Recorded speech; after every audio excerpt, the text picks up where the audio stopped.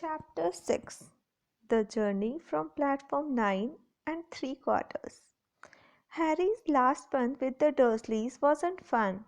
True, Dudley was now so scared of Harry he wouldn't stay in the same room, while Aunt Petunia and Uncle Vernon didn't shut Harry in his cupboard, force him to do anything, or shout at him.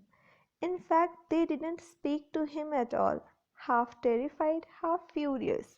They acted as though any chair with Harry in it were empty. Although this was an improvement in many ways, it did come a bit depressing after a while.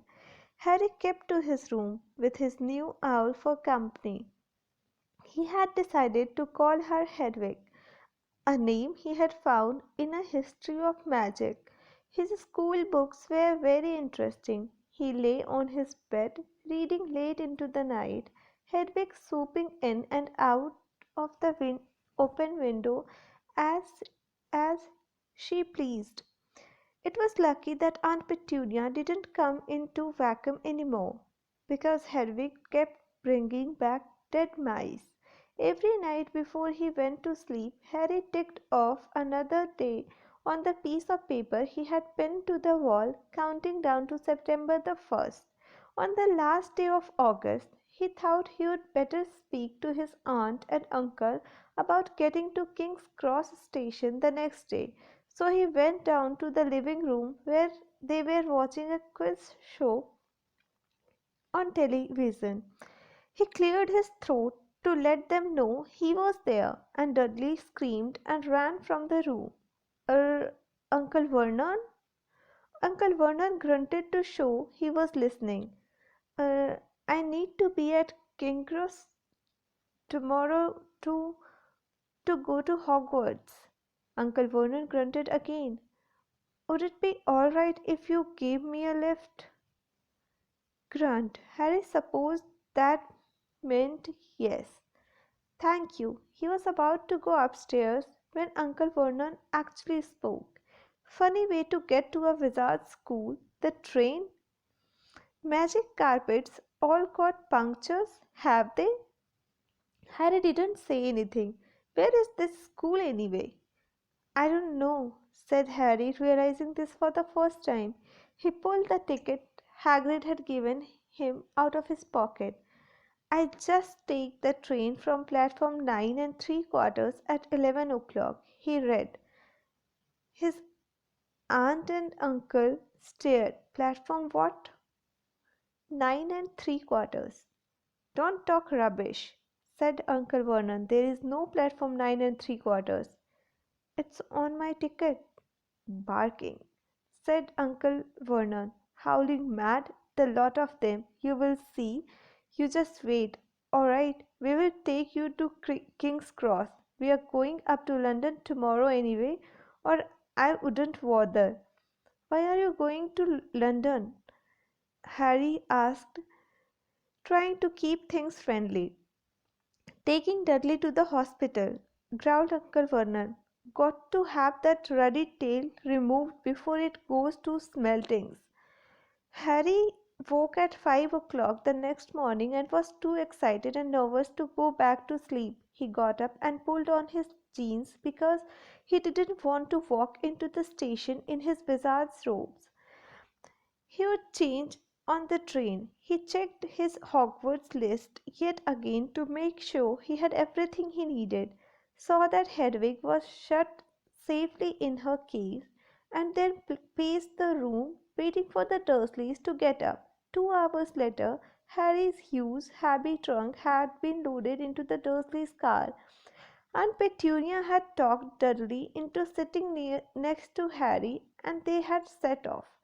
They reached King's Cross at 10:30.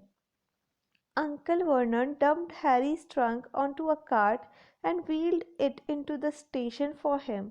Harry thought this was strangely kind until Uncle Vernon stopped dead facing the platforms with a nasty grin on his face. Well, there you are, my boy. Platform 9, Platform 10. Your platform should be somewhere in the middle, but they don't seem to have built it yet, do they? He was quite right, of course. There was a big plastic number 9 over one platform and a big plastic number 10 over the one next to it, and in the middle, nothing at all. Have a good term, said Uncle Vernon with an even nastier smile. He left without another word. Harry turned and saw the Dursleys drive away. All three of them were laughing. Harry's mouth went rather dry. What on earth was he going to do? He was starting to attract a lot of funny looks because of Hedwig. He would have to ask someone. He stopped a passing guard but didn't dare mention platform 9 and 3/4. The guard had never heard of Hogwarts, and when Harry couldn't even tell him what part of the country it was in, he started to get annoyed as though Harry was being stupid on purpose. Getting desperate, Harry asked for the train that left at 11 o'clock, but the guard said there wasn't one. In the end the guard strode away, muttering about time wasters.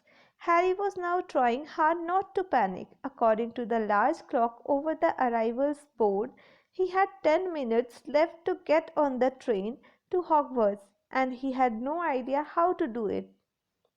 He was stranded in the middle of a station with a trunk he could hardly lift, a pocket full of wizard money, and a large owl. Hagrid must have forgotten to tell him something you had to do, like tapping the third brick on the left to get into Diagon Alley. He wondered if he should get out his wand and start tapping the ticket inspector's stand between platforms 9 and 10. At that moment, a group of people passed just behind him, and he caught a few words of what they were saying. Packed with muggles, of course. Harry swung round. The speaker was a plump woman who was talking to four boys, all with flaming red hair. Each of them was pushing a trunk like Harry's in front of him, and they had an owl. Heard hammering. Harry pushed his cart after them. They stopped, and so did he, just near enough to hear what they were saying. "Now what's the platform number?" said the boy's mother. 9 3/4, piped a small girl, also red-headed, who was holding her hand. "Mom, can't I go?" "You're not old enough, Guinea. Now be quiet." "All right, Percy, you go first." What looked like the oldest boy marched toward platforms 9 and 10.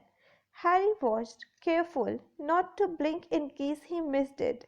But just as the boy reached the dividing barrier between the two platforms, a large crowd of tourists came swarming in front of him, and by the time the last backpack had cleared away, the boy had vanished. "Fred, you next," the plump woman said. "I'm not Fred, I'm George," said the boy. "Honestly, woman, you call yourself our mother. Can you tell I am George?" "Sorry, George, dear. Only joking. I am Fred," said the boy, and off he went. His twin called after him to hurry up, and he must have done so, because a second later he had gone. But how had he done it? Now the third brother was walking briskly toward the barrier. He was almost there, and then quite suddenly he wasn't anywhere. There was nothing else for it. "Excuse me," Harry said to the plump woman. "Hello, dear," said she said. "First time at Hogwarts?" Ron's new too. She pointed at the last and youngest of her sons. He was tall, thin, and gangling, with freckles, big hands and feet, and a long nose. "Yes," said Harry. The thing is, I don't know how to get onto the platform," she said kindly, and Harry nodded. "Not to worry," she said. "All you have to do is walk straight at the barrier between platforms 9 and 10. Don't stop and don't be scared you will crash into it. That's very important. Best do it at a bit of a run if you are nervous. Go on, go now before Ron." Okay," said Harry. He pushed his trolley around and stared at the barrier. He looked very solid. He started to walk toward it. People jostled him on their way to platforms 9 and 10. Harry walked more quickly. He was going to smash right into that barrier and then he would be in trouble. Leaning forward on his cart, he broke into a heavy run. The barrier was coming nearer and nearer. He wouldn't be able to stop. The cart was out of control. He was a foot away. He closed his eyes, ready for the crash. It didn't come. He kept on running. He opened his eyes. A scarlet steam engine was waiting next to a platform packed with people. A sign overhead said, "Hogwarts Express, 11 o'clock." Harry looked behind him and saw a wrought iron archway where the barrier had been, with the words "Platform 9 and 3/4" on it. He had done it. Smoke from the engine drifted over the heads of the chattering crowd, while cats of every color owned here and there between their legs. Owls hooted to one another in a disgruntled sort of way over the babble and the scraping of heavy trunks. The first few carriages were already packed with students, some hanging out of the window to talk to their families, some fighting over seats. Harry pushed his cart off down the platform in search of an empty seat. He passed a round faced boy who was saying, "Gran, I have lost my toad again." "Oh, Neville," he heard the old woman sigh. A boy with dreadlocks was surrounded by a small crowd. "Give us a look. Lee, go on." The boy lifted the lid of a box in his arms, and the people around him shrieked and yelled as something inside poked out a long, hairy leg. Harry pressed on through the crowd until he found an empty compartment near the end of the train. He put Hedwig inside first and then started to shove and heave his trunk toward the train door. He tried to lift it up the steps but could hardly raise one end, and twice he dropped it painfully on his foot. "Want a hand?" It was one of the red-haired twins he had followed through the barrier. "Yes, please," Harry panted. "Oi, Fred, come here and help." With the twins' help, Harry's trunk was at last tucked away in a corner of the compartment. "Thanks," said Harry, pushing his sweaty hair out of his eyes. "What's that?" said one of the twins suddenly, pointing at Harry's lightning scar. "Blimey," said the other twin. "Are you—" "He is," said the first twin. "Aren't you?" he added to Harry. "What?" said Harry. "Harry Potter?" chorused the twins. "Oh, him," said Harry. "Yes, I am." The two boys gawked at him, and Harry felt himself turning red. Then, to his relief, a voice came floating in through the train's open door. "Fred, George, are you there?" "Coming, Mom." With a last look at Harry, the twins hopped off the train. Harry sat down next to the window where, half hidden, he could watch the red-haired family on the platform and hear what they were saying. Their mother had just taken out her handkerchief. "Ron, you've got something on your nose."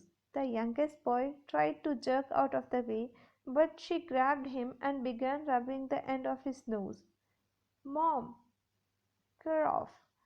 He wriggled free. "Ah, has Uncle Ronnie got something on his nosy?" said one of the twins. "Shut up," said Ron. "Where's Percy?" said their mother. "He's coming now."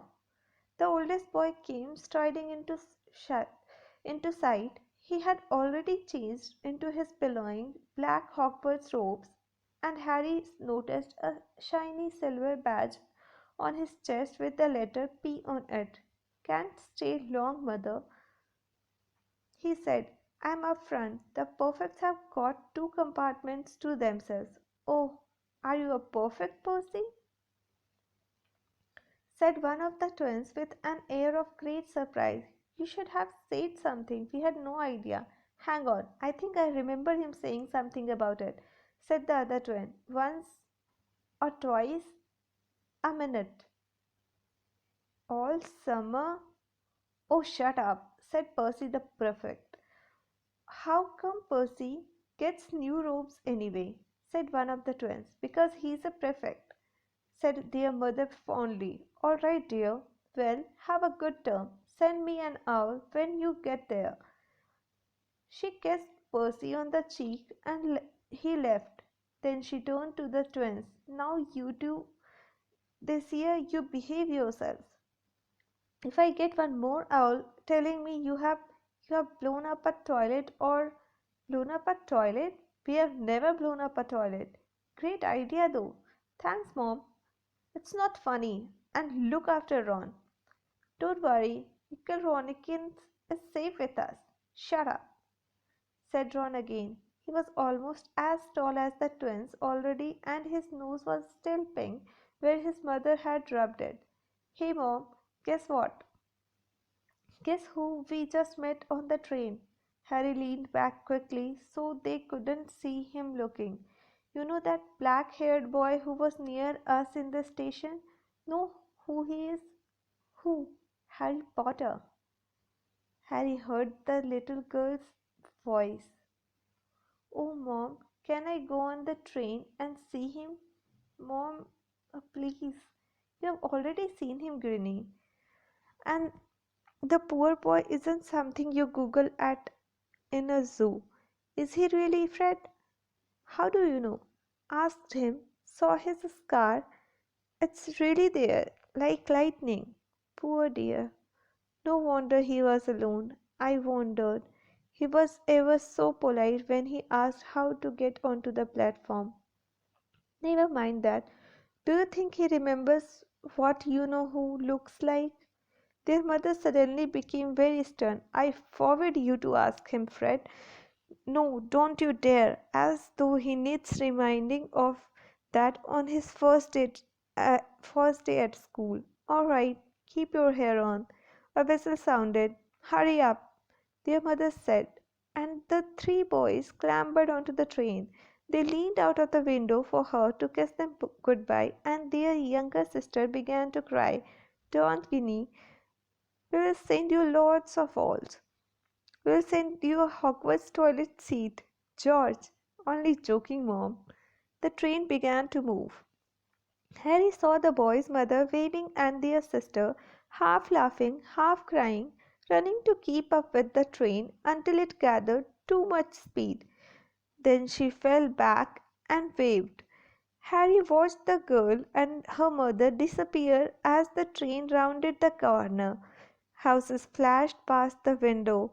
Harry felt a great leap of excitement. He didn't know what he was going to, but it had to be better than what he was leaving behind. The door of the compartment slid open and the youngest red-headed boy came in. Anyone sitting there? He asked, pointing at the seat opposite Harry. Everywhere else is full. Harry shook his head, and the boy sat down. He glanced at Harry and then looked quickly out of the window, pretending he hadn't looked. Harry saw he still had a black mark on his nose. Hey, Ron, the twins were back. Listen, we are going down the middle of the train. Lee Gordon's got a giant tarantula down there. Right, mumbled Ron. Harry, said the other twin. Did we introduce ourselves? Fred and George Weasley. And this is Ron, our brother. See you later then. Bye, said Harry and Ron. The twins slid the compartment door shut behind them. Are you really Harry Potter? Ron blurted out. Harry nodded. Oh, well, I thought it might be one of Fred and George's jokes, said Ron. And have you really got. He pointed at Harry's forehead. Harry pulled back his bangs to show the lightning scar. Ron stared. So that's where you know who. Yes, said Harry, but I can't remember it. Nothing, said Ron eagerly. Well, I remember a lot of green light, but nothing else. Wow, said Ron. He sat and stared at Harry for a few moments. Then though he had suddenly realized what he was doing. He looked quickly out of the window again. Are all your family wizards? Asked Harry, who found Ron just as interesting as Ron found him. Yes, I think so, said Ron. I think Mom's got a second cousin who is an accountant, but we never talk about him. So you must know lots of magic already? The Weasleys were clearly one of those old wizarding families the pale boy in Diagon Alley had talked about. I heard you went to live with muggles, said Ron. What are they like? Horrible. Well, not all of them. My aunt and uncle and cousin are though. Wish I'd had three wizard brothers. Five, said Ron. For some reason he was looking gloomy. I am the sixth in our family to go to Hogwarts. You could say I have got a lot to live up to. Bill and Charlie have already left. Bill was head boy and Charlie was captain of Quidditch. Now Percy is a perfect prefect. Fred and George mess around a lot, but they still get really good marks and everyone thinks they are really funny. Everyone expects me to do as well as the others. Everyone thinks they are really, but if I do, it's no big deal because they did it first. You never get anything new, either with five brothers. I have got Bill's old robes, Charlie's old band, and Percy's old rat. Ron reached inside his jacket and pulled out a fat grey rat which was asleep. His name is Scrabbers, and he is useless. He hardly ever wakes up. Percy got an owl from my dad for being made a prefect, but they couldn't I got Scabbers instead. Ron's ears went pink. He seemed to think he'd said too much, because he went back to staring out of the window. Harry didn't think there was anything wrong with not being able to afford an owl. After all, he had never had any money in his life until a month ago, and he told Ron so, all about having to wear Dudley's old clothes and never getting proper birthday presents. This seemed to cheer Ron up, and until Hagrid told me I didn't know anything about being a wizard or about my parents or Voldemort. Ron gasped. What? Said Harry. You said you know whose name? Said Ron, sounding both shocked and impressed. I would have thought you, of all people. I'm not trying to be brave or anything, saying the name, said Harry. I just never knew. You shouldn't. See what I mean? I have got loads to learn, I bet, he added, voicing for the first time something that had been worrying him a lot lately. I bet I am the worst in the class. You won't be. There are lots of people who come from muggle families and they learn quick enough. While they had been talking, the train had carried them out of London. Now they were speeding past fields full of cows and sheep. They were quiet for a time, watching the fields and lanes flick past.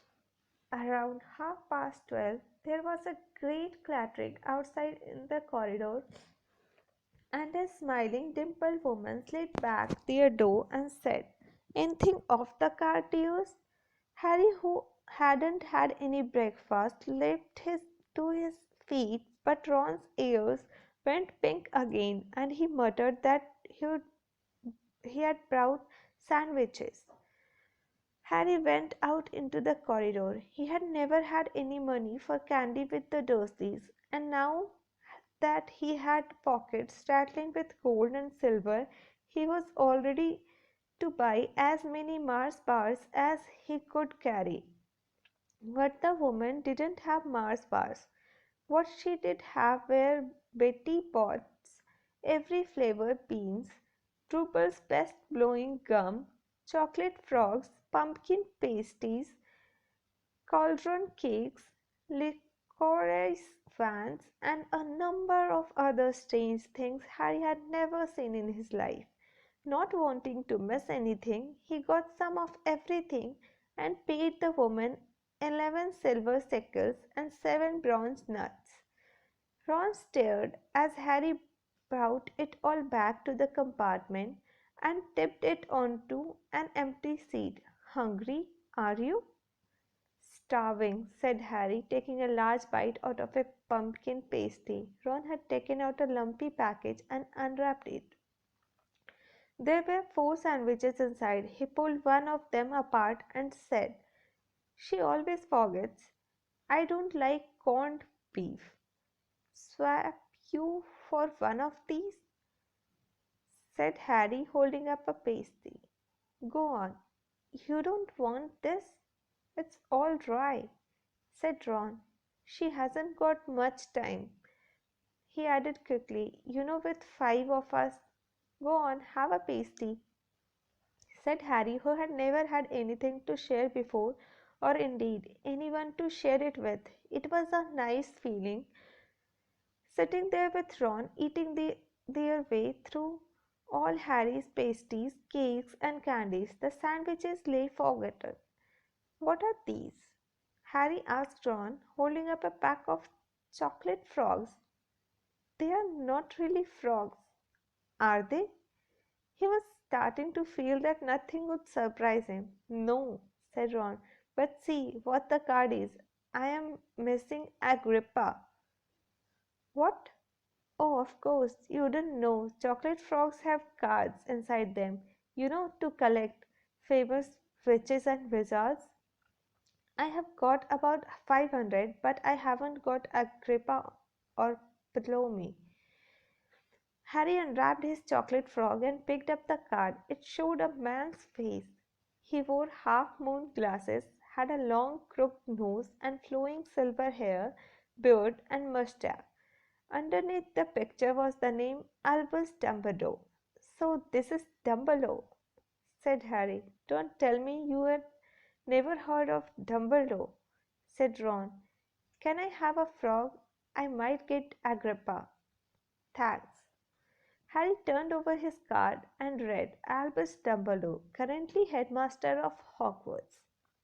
Considered by many the greatest wizard of modern times, Dumbledore is particularly famous for his defeat of the dark wizard Grindelwald in 1945, for the discovery of the 12 uses of dragon's blood, and his work on alchemy with his partner Nicholas Flamel. Professor Dumbledore enjoys chamber music and ten-pin bowling. Harry turned the card back over and saw, to his astonishment, that Dumbledore's face had disappeared. "He's gone." "Well, you can't expect him to hang around all day," said Ron. "He'll be back." "No, I have got Morgana again, and I have got about 6 of her. Do you want it? You can start collecting." Ron's eyes strayed to the pile of chocolate frogs waiting to be unwrapped. "Help yourself," said Harry. "But in, the Muggle world, people just stay put in photos, do they?" "What? They don't move at all?" Ron sounded amazed. "Weird." Harry stared as Dumbledore sidled back into the picture on his card and gave him a small smile.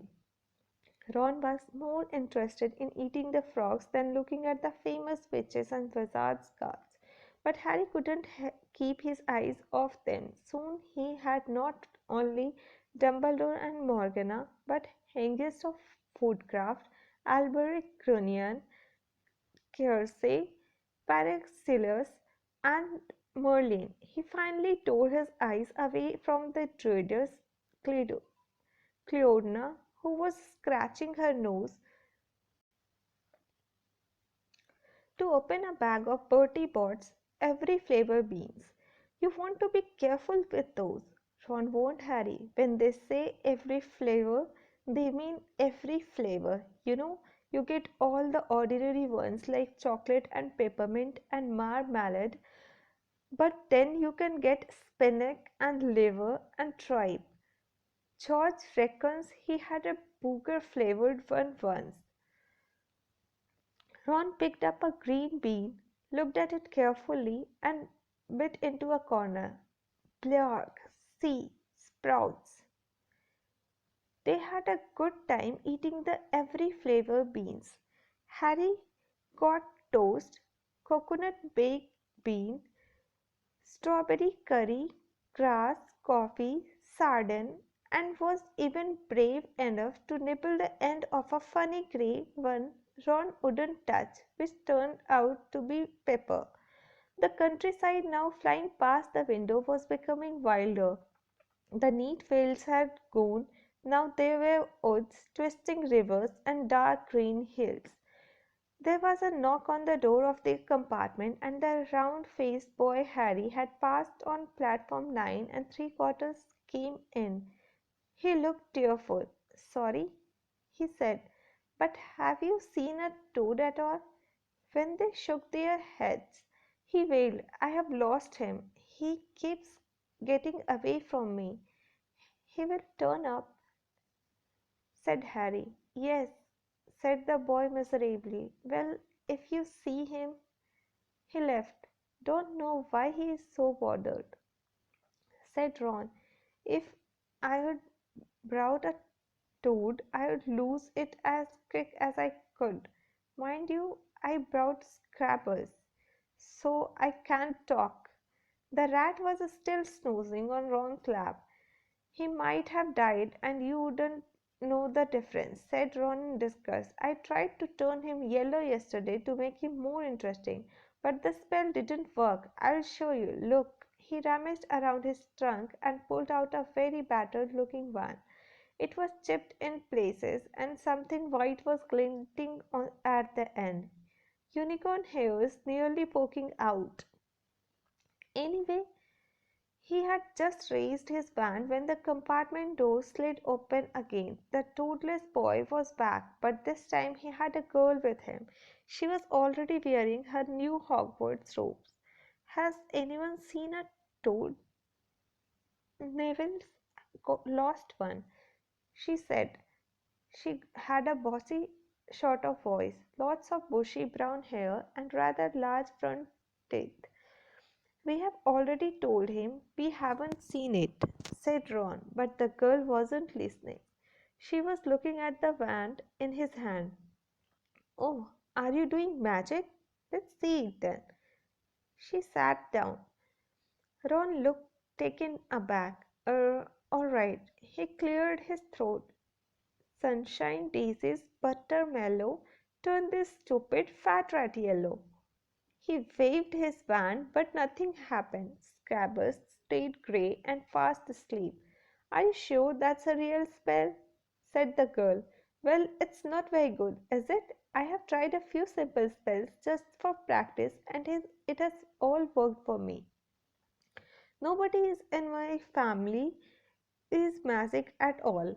It was ever such a surprise when I got my letter, but I was ever so pleased. Of course, I mean, it's the very best school of witchcraft there is. I have heard, I have learned all our course books by heart. Of course, I just hope it will be enough. I am Hermione Granger. By the way, who are you?" She said all this very fast. Harry looked at Ron and was relieved to see by his stern face that he hadn't learned all the course books by heart either. "I'm Ron Weasley," Ron muttered. "Harry Potter," said Harry. "Are you really?" said Hermione. "I know all about you. Of course, I got a few extra books for background reading, and you are in modern magical history, and The rise and fall of the dark arts and great wizarding events of the 20th century. Am I? Said Harry, feeling dazed. Goodness, didn't you know? I I would have found out everything I could if it was me, said Hermione. Do either of you know what house you will be in? I've been asking around and I hope I am in Gryffindor.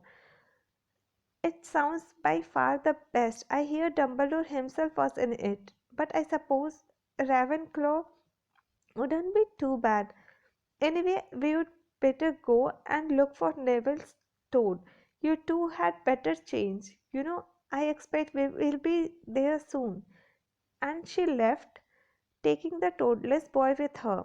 Whatever house I am in, I hope she is not into it, said Ron. He threw his band back into his trunk. Stupid spell.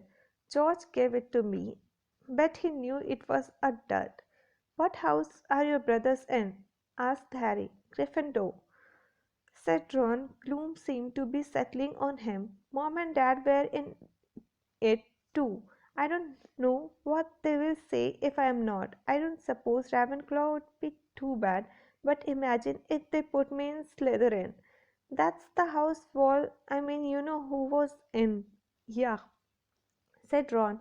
He flopped back into his seat, looking depressed. I think the ends of Scabbers' whiskers are a bit lighter, said Harry, trying to take Ron's mind off houses.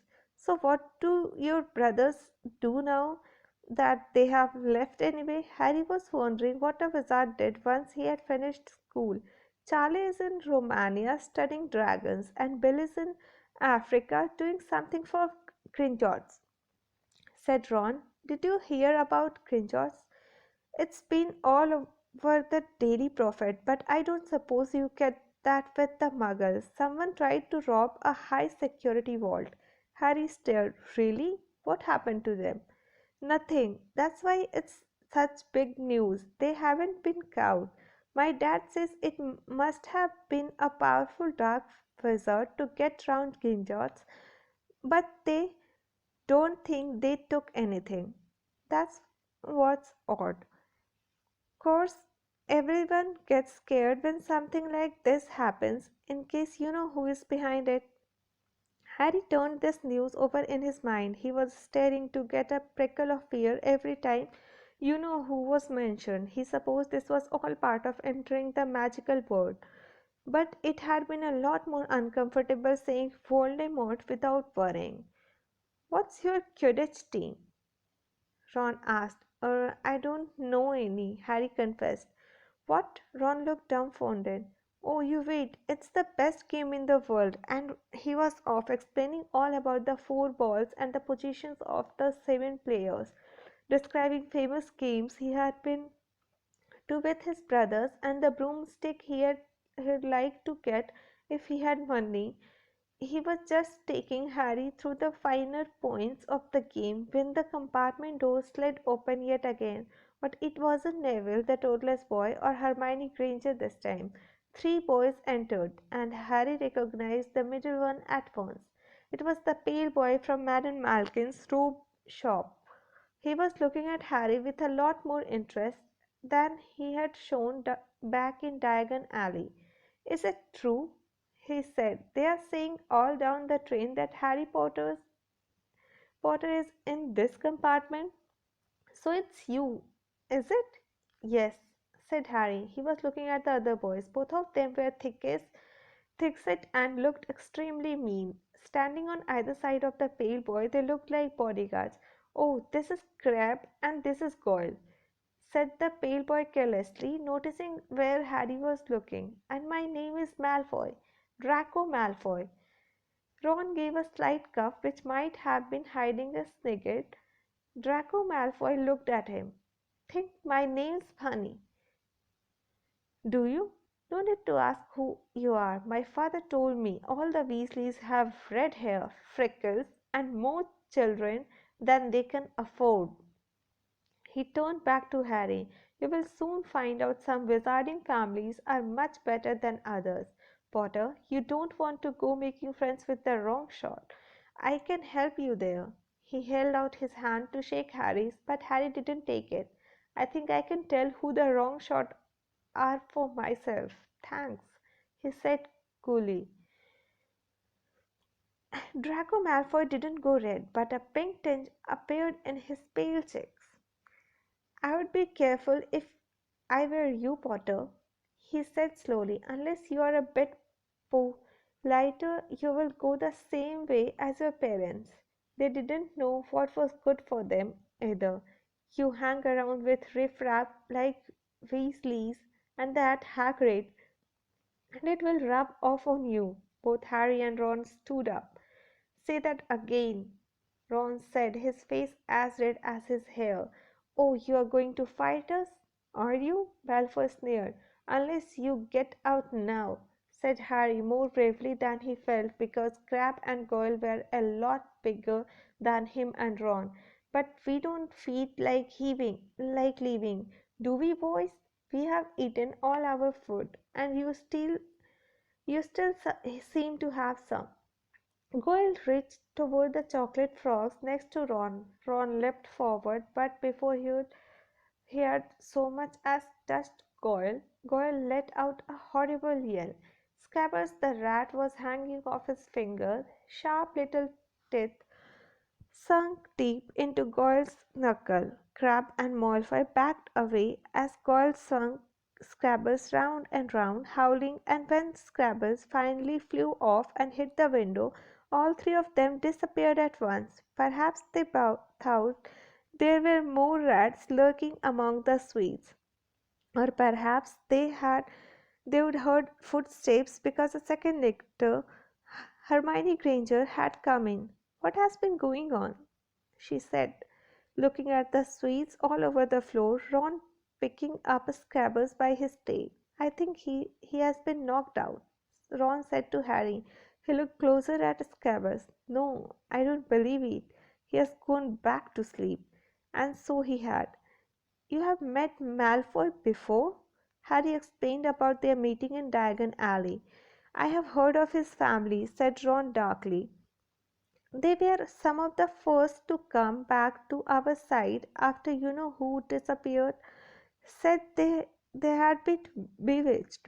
My dad doesn't believe it. He says Malfoy's father didn't need an excuse to go over to the dark side. He turned to Hermione. Can we help you with something?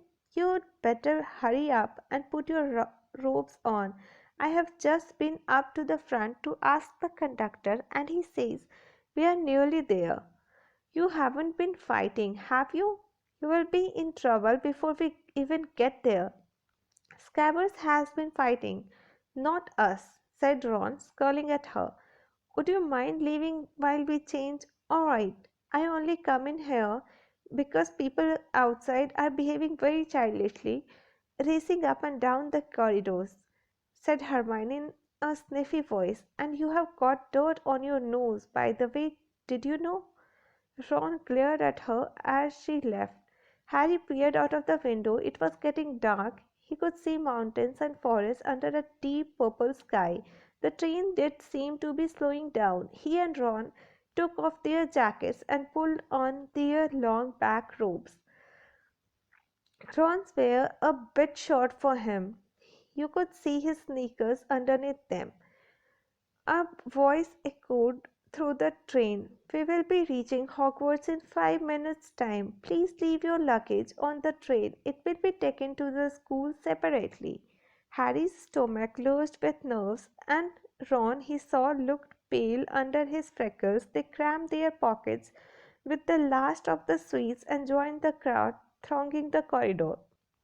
The train slowed right down and finally stopped.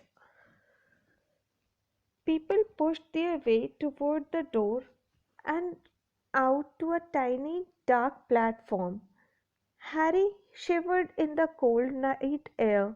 Then a lamp came bobbing over the heads of the students, and Harry heard a familiar voice. Four seers over here. All right there, Harry. Hagrid's big hairy face beamed over the sea of heads. Come on, follow me. Any more 4 seers? Mind your step now, 4 seers fellow. Follow me. Slipping and stumbling, they followed Hagrid down what seemed to be a steep, narrow path. It was so dark on either side of them that Harry thought there must be thick trees there.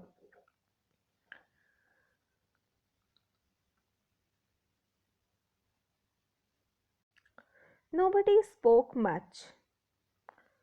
Neville, the boy who kept losing his toad, sniffled once or twice. You'll all get your first sight of Hogwarts in a second, Hagrid called over his shoulder. Just round this bend here. There was a loud ooh. The narrow path had opened suddenly onto the edge of a great black lake, perched atop a high mountain on the other side, its windows sparkling in the starry sky, was a vast castle with many turrets and towers, no more than four to a boat. Hagrid called, pointing to a fleet of little boats sitting in the water by the shore. Harry and Ron were followed into their boat by Neville and Hermione. "Everyone in!" shouted Hagrid, who had a boat to himself. Right then, forward!